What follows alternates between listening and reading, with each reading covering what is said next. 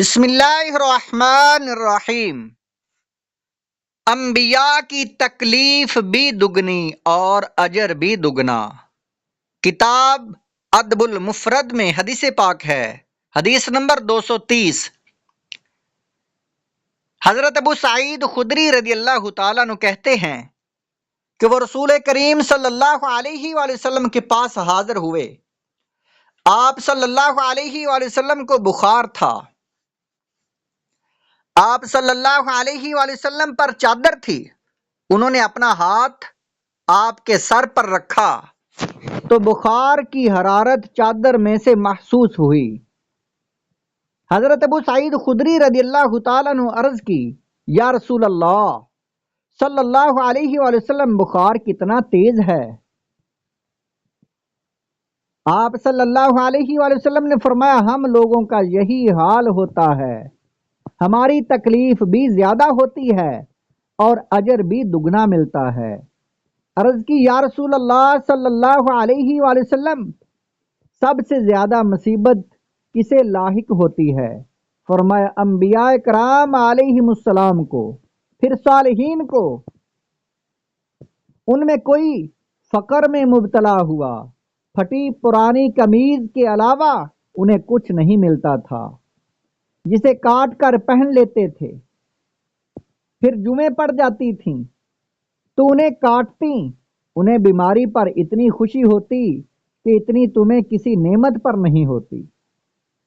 حضور علیہ السلام کے بعد انبیاء و رسل میں جس کا سب سے بڑا مقام و مرتبہ ہے، وہ حضرت ابراہیم خلیل اللہ علیہ السلام کا ہے۔ آپ علیہ السلام سے کتنا کڑا امتحان لیا گیا، نارے نمرود میں ڈالا گیا، اپنی بیوی اور بیٹے کو عرب کے چٹیل میدان، جہاں نہ پانی نہ کوئی جاندار، وہاں چھوڑ کر آنے کا حکم دیا گیا، اور بالآخر اپنے پیارے بیٹے حضرت اسماعیل علیہ السلام کو قربان کرنے کا حکم دیا گیا۔ حضرت ابراہیم علیہ السلام ہر امتحان میں کامیاب ہوئے، پھر آپ کا مرتبہ بھی اس قدر بلند فرمایا کہ آپ کو امام بنا دیا گیا۔ حضرت ایوب علیہ السلام پر آزمائش سے قبل اللہ تعالیٰ نے آپ کو کثیر مال و دولت عطا فرمایا تھا۔ کھیتی باڑی، باغ، ہر قسم کے جانور یعنی بھیڑ بکریاں، گائے بھینس، اونٹ وغیرہ کی کثرت تھی۔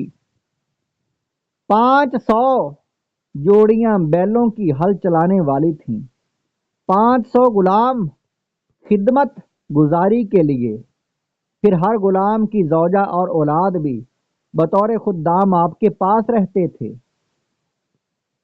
تفسیر روح المعانی میں 9ویں جلد صفحہ نمبر 80 پر علامہ محمود آلوسی علیہ رحمہ نقل فرماتے ہیں، آزمائش سے قبل آپ کے 7 بیٹے اور 7 بیٹیاں تھیں۔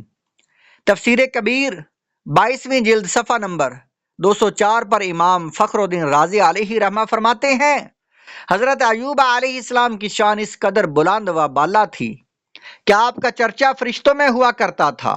آپ کی اولاد ایک مکان میں تھی، وہاں زلزلہ آیا، مکان گر گیا، آپ کی اولاد فوت ہو گئی۔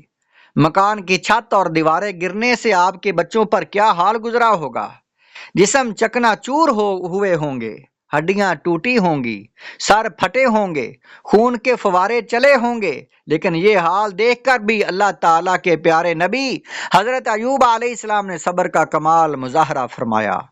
آپ کی زبان پر یہی کلمات تھے، سب کچھ رب تعالیٰ کا ہے، جو چاہے کرے، سبحان اللہ۔ مال و اولاد کے بعد جان کے بارے میں امتحان۔ حضرت ایوب علیہ السلام کو بخار ہوا۔ بخار کی شدید حرارت سے یوں محسوس ہوتا کہ بدن میں آگ کے شعلے بھڑک اٹھے ہیں، سر سے لے کر قدم تک آبلے پڑ گئے، شدید خارش ہونے لگی، ناخنوں سے جسم کو کھجلاتے رہے، یہاں تک کہ ناخن گر گئے، پھر ٹھیکریوں یا پتھروں سے اپنے جسم کو کھجلاتے، جسم شدید زخمی ہو گیا، زخمی جسم زخموں سے ایسا چھلنی ہوا کہ گوشت مبارک ختم ہونے لگا۔ آپ علیہ السلام کی بیوی نے جب شدت اختیار کر لی، آپ علیہ السلام کی بیماری نے جب شدت اختیار کر لی تو تمام اقربا نے آپ کو چھوڑ دیا۔ حلہ شہر کے باہر آپ کو ایک جھونپڑی بنا کر دے دی گئی کہ یہاں یہ مرض کہیں دوسروں تک نہ پہنچ جائے۔ جب تمام لوگ آپ کو چھوڑ کر چلے گئے تو اس وقت آپ کی زوجہ، جس کا نام رحمت بنت ابراہیم بن یوسف تھا، وہ آپ کی خدمت میں رہیں۔ ایک دن زوجہ نے آپ کی خدمت میں عرض کی، کاش آپ اللہ تعالیٰ کی بارگاہ میں دعا کرتے کہ اللہ تعالیٰ آپ کی تکلیف کو دور فرما دیتا۔ یہ سن کر آپ نے فرمایا، عیش و عشرت، راحت و سکون، مال و دولت کی فراوانی میں کتنا وقت گزرا؟ زوجہ نے عرض کی، بہت وقت گزرا، 80 سال راحت میں گزرے تھے۔ آپ علیہ السلام نے فرمایا، مجھے اللہ تعالیٰ سے شرم آتی ہے کہ میں اس سے دعا کروں جبکہ میری آزمائش کا وقت اتنا بھی نہیں ہوا جتنا میری آسائش کا وقت تھا۔